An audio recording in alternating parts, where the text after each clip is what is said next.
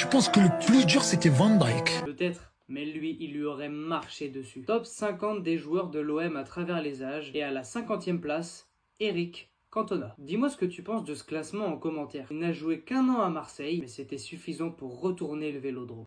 Et le vestiaire. Il arrive en 1988 et Bernard Tapie pense avoir signé un crack. Alors, il avait pas tort, mais ce qu'il savait pas, c'est qu'il avait aussi recruté une grenade dégoupillée. On ne met pas Eric sur le banc.